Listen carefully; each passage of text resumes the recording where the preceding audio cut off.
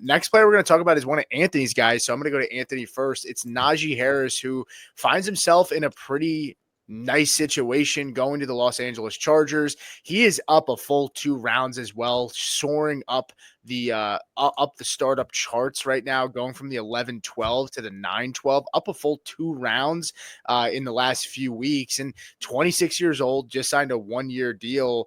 Finds himself with the Los Angeles Chargers and Jim Harbaugh. Anthony, what are your thoughts? About Najee Harris and this move, and what does it mean for Dynasty? And is he a guy you would be targeting right now? Yeah, I think I took Najee in our startup. I've been taking him in best ball. I'm taking Najee everywhere. I'm a Najee Harris guy.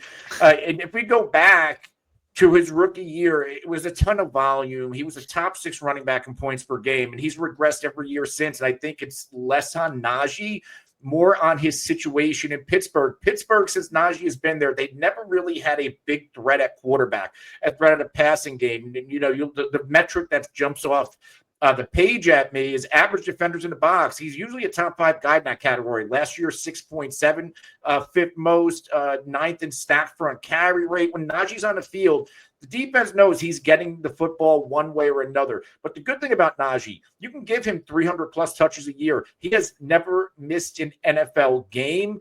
And he's still a good, outside of the yards per carry, yards per touch. If you look at some of the other metrics, 9th in evaded tackles, 11th in breakaway runs, 12th in yards created. Once he gets to that next level, he can make plays.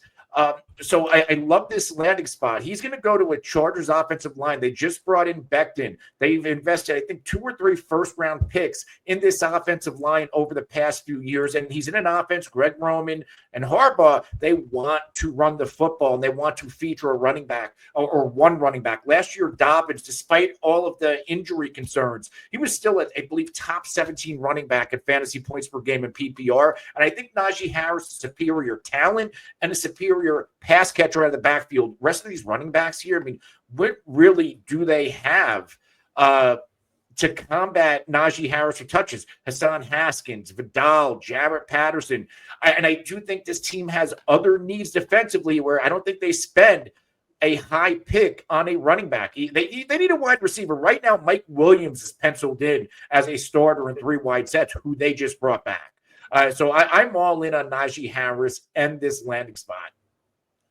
Yeah, I think you make some good points there. Matt, I'm going to get your thoughts here, but I do want to also ask you, Matt. When looking at the board, running backs going around Najee Harrison startups, Isaiah Pacheco, Zach Charbonnet, Brian Robinson Jr., Travis Etienne, James Conner, keep those names in mind as you're going to give your take here. But those are some of the guys that you are looking at on the board. And Najee is a guy that, to me, sticks out. What about you? Where do you value him, and what are your thoughts on it? Yeah, for me, I'm kind of torn because I see 100% of what Anthony, just said. He's never missed a game. They went out and signed him. They've never really had a guy like that in the last few years in the Chargers offense. So I think it's a good fit, and he's certainly going to play. But what I do know is that Harbaugh is going to split the workload. We saw Edwards and Dobbins share the load last year. So I expect that they're going to have somebody else running with Najee. You rattled off the names of Vidal, Patterson, Hassan Haskins, a former Michigan man, which Harbaugh loves, but we know what they are. We've seen them all play out. What I think the more likely scenario is a possible late second-day pick or a third-day pick gets spent on a running back, and I believe that person's going to have a running mate for Najee. Now, the question is, how much are they going to be used? And I don't know. I think it depends on the name. Where he's being drafted right now at, what did you say, the 9-12? Yep. If you're getting a running back, it's pretty good because you're talking about, after him, it's Pacheco, Charbonnet, Brian Robinson, Trey Benson, and I'd much rather have Najee over all those guys. But the names before him, I think I'd almost rather have over him, like Alvin Kamara, Joe Mixon, David Montgomery, and, James Conner and Travis Etienne are kind of on that cusp there. So you kind of run the risk of, I know he's going to be used this year, and he's going to have value, but it's a 1-year contract in LA. So I'm not sure, they could really give him the workload and draft all defense, like Anthony said, and he's going to have a ton of tread on those tires. We've never seen him miss a game. So maybe this maybe this is the year that kind of starts. But I think his ADP is appropriately placed, but I just think you need to know the concerns of having Najee, that there is a chance somebody else gets brought in. And we just don't get to know that until the draft happens. Yeah, I think you both bring up good points. I look for insulation as much as possible, right? There's not always a ton of insulation with running backs unless they're drafted recently and they're high draft picks, right? And high capital is invested in them.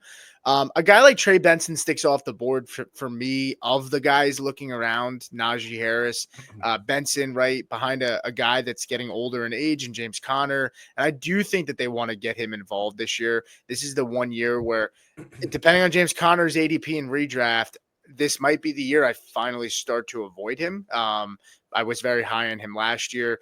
But, when you look at Travis Etienne and Najee Harris, right, similar situations, except Etienne is still with his team. But how much insulation is there, right? New coaching staff.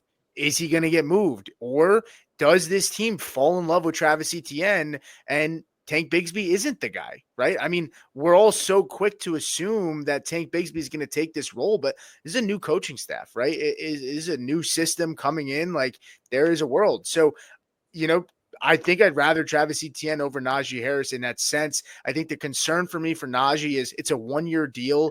Where does he go after this, right? If I'm competing, 100%. Give me Najee Harris. If I know my team is competing, I'm comfortable taking Najee Harris if I'm in a startup because I know he's going to have a good year. I feel confident in that. Even if they do bring somebody in, I feel good enough that I think Najee will have a good year, but the future behind him is uncertain because this team only signed him to a 1-year, $5 million deal. Unless Harbaugh falls in love with him, the chances of him coming back aren't very high because we've just seen this with running back. So we'll have to see how that plays out.